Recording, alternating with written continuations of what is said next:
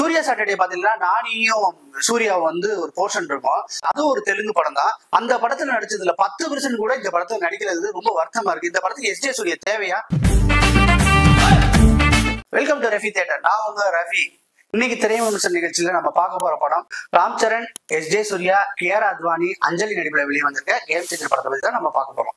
இந்த படத்தோட கதை என்னன்னு சொன்னோம்னா, ஐபிஎஸ் ஆன ஹீரோ வந்து என்ன செய்றாரு, நீ ஐஏஎஸ் ஆனாதான் உன்னை நான் வந்து கல்யாணம் பண்ணிப்பேன்னு சொல்றாங்க ஹீரோயின். அதுக்கான என்ன செய்யறாங்க, படிச்சு ஐஏஎஸ் ஆயிடுறாங்க. ஐஏஎஸ் ஆகி ஒரு ஊருக்கு வந்து டிரான்ஸ்ஃபர் ஆகிட்டு வர்றாங்க.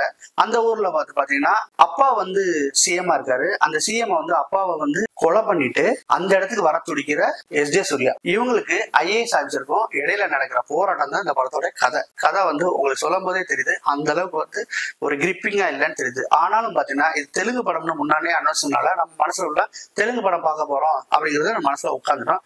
தெலுங்கு படம்னு பார்க்கும்போது படம் வந்து ரொம்ப சுமாராவே போச்சுன்னு தான் சொல்லணும். இந்த படத்துல ராம் சரணை பத்தி நம்ம சொல்லணும். ராம் சரண் பாத்தீங்கன்னா இந்த படத்தோட ஆக்டிங் என்ன பண்ணிருக்காருன்னா ஒன்னும் ஸ்பெஷலாவெல்லாம் ஒண்ணுமே பண்ணலங்க. அவர் என்ன சொல்ற, திடீர்னு ஐபிஎஸ் இருக்காரு. ஹீரோயின் சொன்னாங்கன்னு சொல்லிட்டு ஐஏஎஸ் ஆகுறாரு. ஐஏஎஸ் ஆனோம்னா திடீர்னு பாத்தீங்கன்னா ஒரு தேர்தல் அதிகாரி ஆகுறாரு. இந்த மாதிரி அவர் பாத்தீங்கன்னா டிரான்ஸ்பர்மேஷன் எடுத்துட்டே போயிட்டு இருக்காரு. அதனால ஒரு கட்டத்துல நீ என்ன ரோலுக்கு பண்ற, நீ என்ன ரோல் பண்ணிக்கிட்டோம்னா நம்ம சுச்சுவேஷனுக்கு ஏற்ற மாதிரி பாத்தீங்கன்னா அவரோட ரோல் வந்து மாறி மாறி போயிட்டு இருக்கிறது வந்து ரொம்ப போர் அடிக்கிற மாதிரி தெரியுது. அதுக்கு வந்து அவர் போட்ட எஃபோர்ட் வந்து ஒத்து வருதான்னு கேட்டா கண்டிப்பா ஒட்டவே இல்லைன்னு தான் நம்ம சொல்லணும். ஏன் அப்படி சொல்லணும்னா, நீ என்ன கேரக்டர், ஐஏஎஸ்ஆ, ஐபிஎஸ்ஆ, தேர்தல் கமிஷன் அதிகாரியா, நீங்க மாதிரி டிரான்ஸ்பர்மேஷன் எடுத்து போயிட்டே இருந்தா எப்படி நம்மளுக்கு ஒட்டும்? அந்த வந்து எங்கேயுமே கனெக்ட் ஆகல. படம் வந்து ஒரு பொலிட்டிக்கல் சட்டையரை பத்தி பேசுற படம்னு எல்லாருக்குமே தெரியும். அரசியல் படங்கிறதால அரசியலுடைய வசனங்கள் வந்து தெரிக்க விடணும். ஒரு ரஜினி சார் வாயில வரும்போது, ஒரு கமல் சார் வாயில வரும்போது, நீ ஒரு சிரஞ்சீவி வாயில இருந்து வரும்போது கூட அதுக்கு பவர்ஃபுல் வந்து பயங்கரமா இருக்கும். நம்மளை வந்து உணர்ச்சி வசப்படுத்தும், நம்மளை வந்து பயங்கர கோபப்படுத்தும் அவங்க பேசுற டைலாக்லாம். அந்த மாதிரி தான் இருக்கும். படத்தை பாத்தீங்கன்னா சிவாஜி சொல்லலாம், ஜென்டில்மேன் சொல்லலாம், முதல்வன்லாம் சொல்லும்போது நம்மளை வந்து பயங்கரமா வந்து நம்மளை எமோஷன் பண்ணி விட்டுரும். நம்ம அந்த கோவத்திலேயே நம்ம உட்காந்து படத்தை பார்ப்போம். ஒரு சின்ன கரப்ஷன், 100 ரூபா கரப்ஷன் பண்ணவனையே பழி வாங்குற வந்து இந்தியன் 2 வந்து பார்த்தீங்கன்னா ரொம்ப எமோஷனலா இருக்கும். இந்த இந்தியன் தாத்தா பண்றது இந்த மாதிரி கதை பண்ணவர் பார்த்தீங்கன்னா இந்த படத்துக்கு அதுக்கான வசனத்தை எல்லாம் கொடுத்தாருன்னு கேட்டா கண்டிப்பா கொடுக்கல. ஏனோ தானோன்னு எடுத்து ஏற்கனவே இந்தியன் 2ல வந்து ஒரு பேட் வைப்ஸ் ஆயிடுச்சு அவருக்கு. ஒரு பேட் நம்ம வந்து சரி பண்ணணும், சரி கட்டணும் இருக்கானே, கதையே கிடைக்காம அவர் ரொம்ப கஷ்டப்பட்டு கார்த்திக் சுப்ராஜ் வந்து கதை எடுத்து பண்ணாங்க.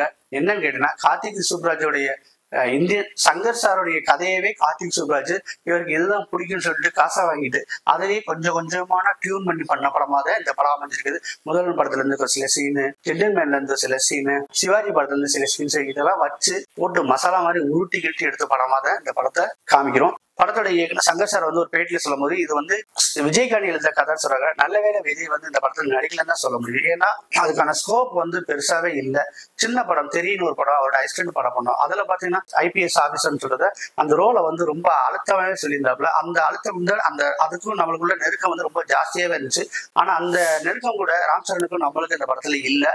இது வந்து கோவிட்ல வந்து நல்ல ஒரு 2 வருஷம் அருமையா பண்ண வேண்டிய கதையா இருந்துச்சு. அந்த டைம் டூரேஷன் அவங்களுக்கு கிடைச்சுமே கார்த்திக் சுப்ராஜ் வந்து சரியா பண்ணலன்னு தான் சொல்ல முடியும். ஏன்னா நீங்க சொல்ற மாதிரி அவரே கதைக்கு கஷ்டப்பட்டு இருக்காரு, அவரே சக்சஸ் பண்ண முடியாம சூழ்நிலை இருந்துட்டு இருக்காரு. அவர்கிட்ட கதையை எடுத்துட்டு எப்படி பண்ண முடியும்னு எனக்கு சரியாவே புரியல. அதுக்கடுத்து பாத்தீங்கன்னா கியாரா அத்வானி. இந்த படத்துக்கு கியாரா அத்வானி தேவையா? அவங்க என்னதான் கிளாமர் காமிச்சாலுமே ரொம்ப மோசமான கிளாமர்லாம் காமிக்கிறாங்க. இருந்தாலும் பாத்தீங்கன்னா அவங்க மொத்தமாவே அவங்களுக்குள்ள ஆக்டிங் ஸ்கோப்பே இல்லை. அந்த கேரக்டரே அந்த மாதிரி கொடுக்கலாம். அதுக்கடுத்து ரொம்ப பாராட்டப்பட வேண்டிய இந்த படத்துல ஒரு பெரிய பிளஸ்ஸா சொல்றது அஞ்சலி சொல்லலாம். அவங்க கேரக்டர் வந்து ரொம்ப ஸ்ட்ராங்காவே இருக்கு. ஆனாலும் பாத்தீங்கன்னா அவங்க மாடுலேஷன் ஒரு சைடாவே இருக்கிறது கேட்டா அவங்க ஒரு ஷோக்கு அந்த மாதிரி காமிக்கிறது எல்லாமே பாத்தீங்கன்னா சரியாவே இல்லை. அவங்க ஒரு ஏஜ் கதாபாத்திரம் ராம் சரணுக்கு அம்மாவா நடிச்சிருக்காங்க. அவங்க இது வந்து ஓரளவு சுமாராக இருந்துச்சுன்னு சொல்ல முடியும் அஞ்சலியுடைய கேரக்டர். அதுக்கடுத்து வில்லன் எஸ்ஜே சூர்யா, அவரை பத்தி பேசணும்னா அவர் பல படங்கள்ல நடிச்ச படத்துல இருந்து ஒரு 10% கூட நடிப்புல வந்து சரியா பண்ணலன்னு நம்ம சொல்ல முடியும். அவருக்கு இந்த ரோலே ஒட்டல. நீங்களே யோசனை பண்ணி பாருங்க. எஸ்ஜே சூர்யா வந்து சிஎம்காக போறான்னு சொன்னா எங்கேயோ ஒட்டு சொல்லுங்க. அதுலயும் பாத்தீங்கன்னா தெலுங்கு வாட ஃபுல்லா அடிக்குது. கட் பட்டனை கழட்டி போட்டு கழுத்து ஒட்டுன நெக் செயின் எல்லாம் போட்டு பார்த்தா அவருடைய காஸ்டியூமே பாத்தீங்கன்னா என்னமோ மாதிரி நம்மளை வந்து ஒரு மாதிரியா உறுத்திக்கிட்டு இருக்கு. அதாவது பங்காளிலாம் இருப்பாங்க இல்லையா, அந்த மாதிரி கொடுக்குது. அதனால தமிழ் ஆடியன்ஸுக்கு எவ்வளவு கனெக்ட் ஆச்சுன்னு தெரியல. எஸ்ஜே சூர்யா அந்த படத்துக்கு தேவையில்லாத ஒண்ணு. எப்ப பார்த்தாலும் கத்திக்கிட்டே இருக்காப்ல, ஒரே மாதிரியா இருக்கிற மாதிரி ஃபீல் ஆகி போச்சு. ரொம்ப போர் அடிச்சுது. இந்த இன்டர்வல் பிளாக்ல ஒரு சீன் இருக்கும். அந்த சீன் மட்டும் வந்து கொஞ்சம் ரசிக்கிற மாதிரி இருந்துச்சு. மற்ற எந்த இடத்துலயுமே எஸ்ஜே சூர்யா பார்த்தா பயப்படுற அளவுக்குலாம் ஒண்ணுமே இல்லை. அந்த மாதிரி வந்து ஒரு சுச்சுவேஷனும் அந்த கேரக்டரும் அந்த மாதிரி டிசைன் பண்ணிட்டாங்கன்னு தான் சொல்ல முடியும். அவருடைய கேரக்டர் வந்து சரியா எழுதலை. ஏன்னா ராம் சரண்ங்கிற ஒரு மெகா ஹீரோவுக்கு முன்னாடி எஸ் ஜே சூர்யாவை டம்மி பண்ணணும்னு நினைச்சாங்களா, இல்ல எஸ் ஜே சூர்யாவை நல்லா பண்ணலாம் சொன்னாங்கன்னா அது வந்து ஒத்தே வரல. ராம் சரணுக்கு ஏத்த ஒரு வில்லனா வந்து எஸ் ஜே சூர்யா வந்து உண்மையுமே ஸ்ட்ராங் பண்ணியிருந்தாங்கன்னா ரொம்ப நல்லா இருக்கணும். அதுக்காண்டி கார்பரேட் வில்லன்னு சொல்லிட்டு நம்ம ஜெகபதி பாபா வந்து கொண்டு வராதது வந்து படத்துக்கு பெரிய நிம்மதி. எங்க ஒருவேளை அவர் வில்லனா இருப்பாரோங்கிற மாதிரி இருந்துச்சு. அவரெல்லாம் வில்லனா பார்த்து பார்த்து அழுத்து போச்சு. எப்ப பார்த்தாலும் அந்த கோட் சூட்டு, அந்த salt and pepper hair style வந்து நம்ம உசுரை வாங்கிட்டு இருப்பாரு. நல்ல வேளை அதை போடல. தமிழ் சினிமால வந்து யாருக்காண்டி உள்ள போறோம்னா சங்கர் சார்காண்டி தான் போறோம். அதுக்கு அடுத்துதான் நம்ம எஸ் ஜே சூர்யாக்காண்டி போறோம். கே.ஆர். அத்வானி யாருக்குன்னு பாதி பேருக்கு தெரியாது. ஒருவேளை தெரிஞ்சாலுமே அவங்களுக்காண்டி ஒரு ஆடியன்ஸ் வந்தாங்கன்னு சொல்லிட்டு நம்ம சொல்லவே முடியாது. இவங்க எல்லாம் நம்ம தமிழ்ல யாருக்காண்டி போனோமோ அவங்கள திருப்தி படுத்தினாங்கன்னா அந்த ஆர்டிஸ்ட் கூட நம்ம திருப்தி படுத்தலன்னு தான் சொல்ல முடியும். அந்த மாதிரிதான் போயிட்டு இருக்கு படத்தோடைய கதை. படத்துல வந்து பாத்தீங்கன்னா ஒரு ஐபிஎஸ்க்கு என்ன ரோலுங்கிறதையும் ஐஏஎஸ்க்கு என்ன ரோலுங்கிறதும் தேர்தல் அதிகாரிக்கு என்ன ரோலுங்கிறதையும் மட்டுமே வந்து பாடம் எடுக்கிற மாதிரி அவங்க பண்ணிட்டாங்க. இந்த ரோல் எல்லாம் தெரியாது, கண்டிப்பா அது தெரிஞ்சுக்க வேண்டிய அவசியம் இல்லை. ஆனாலும் தெரிஞ்சுக்குங்கன்னு சொல்ற மாதிரி சொல்லியிருக்காங்க. அது வந்து எத்தனை பேருக்கு கனெக்ட் ஆச்சுன்னு தெரியல. வச்சு பாடம் எடுக்கிற மாதிரி இருக்குது.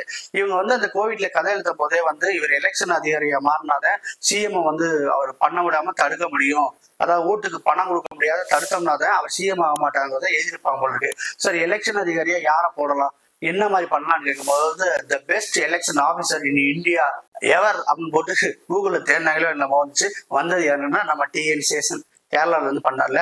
ஒரு தேர்தல் அதிகாரியா நேர்மையா அவர் பண்ண விஷயங்கள்லாம் வந்து கூர்மைய அவர் வந்து பெருசா பண்ணாரு. இந்திய வரலாற்றுல வந்து அவருடைய தேர்தல் கமிஷனுடைய அதிகாரியா இருக்கும்போது பண்ண சாதனைகள்லாம் பெருசு. அவ்வளவு நேர்மையா தேர்தலை நடத்தி கொடுத்தாரு.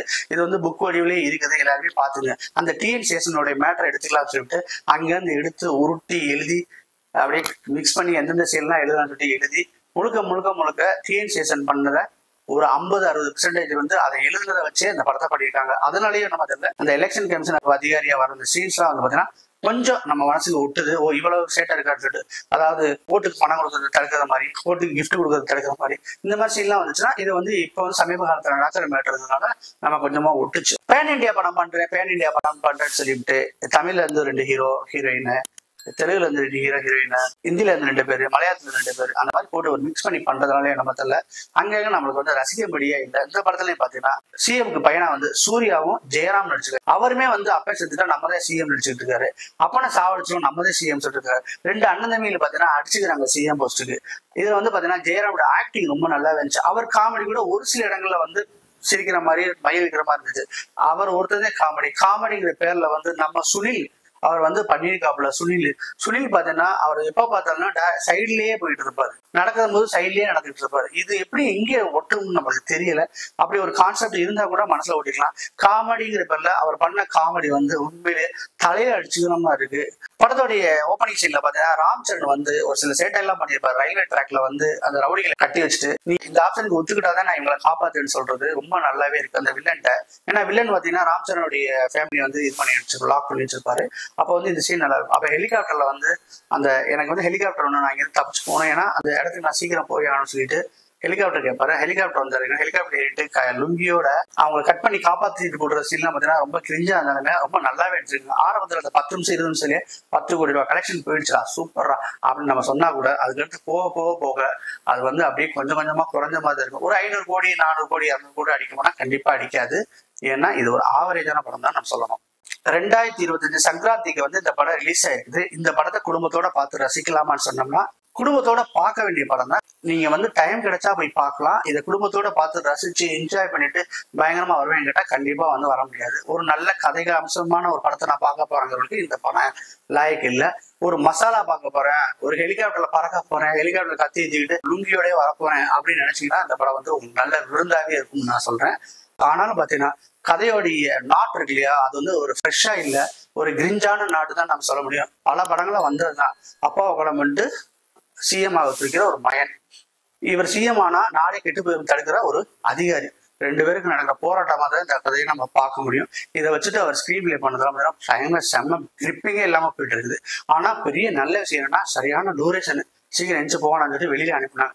சில படங்கள் பாத்தீங்கன்னா உங்களுக்கு வந்து ஏன் இந்த படம் வந்து இன்னும் இழுக்கிறீங்க, 20 நிமிஷம் எக்ஸ்ட்ரா ஆயிடுச்சு, 15 நிமிஷம் எக்ஸ்ட்ரா ஆயிடுச்சுன்னு நம்ம சொல்லுவோம். ஆனா இந்த படம் வந்து அந்த மாதிரி சொல்ல முடியல, கரெக்டா பிடிச்சி அனுப்பிட்டாங்க. ஆனாலும் பாத்தீங்கன்னா ஒரு திருப்தி இல்லாத படம். அந்த மாதிரிதான் போயிடுச்சு. உங்களுக்கு ஒரு சிறப்பான ராம் சரண் படம், சங்கர் படம் நினைச்சோம்னா இந்த படம் அதுக்கான படமே கிடையாது. இந்த படத்துக்கு என்னோட ரேட்டிங் பார்த்தீங்கன்னா 6.5 கொடுப்பேன் அவுட் ஆஃப் 10. ஏன்னா சங்கர் சார் படத்துக்கு நான் கொடுக்குறதுல வந்து இந்தியன் 2க்கு அடுத்து இந்த படத்துக்கு தான் நான் கம்மியாக கொடுக்குறேன்னு நினைக்கிறேன். ஏன்னா இந்த படத்துல அவ்வளோதாங்க இருக்கு. இந்த வீடியோ பிடிச்சிருந்துச்சுன்னா லைக் பண்ணுங்க, ஷேர் பண்ணுங்க, கமெண்ட் பண்ணுங்க. ரஃபி தியேட்டரை மறக்காம சப்ஸ்கிரைப் பண்ணிருங்க, பெல் பட்டனை கிளிக் பண்ணிருங்க.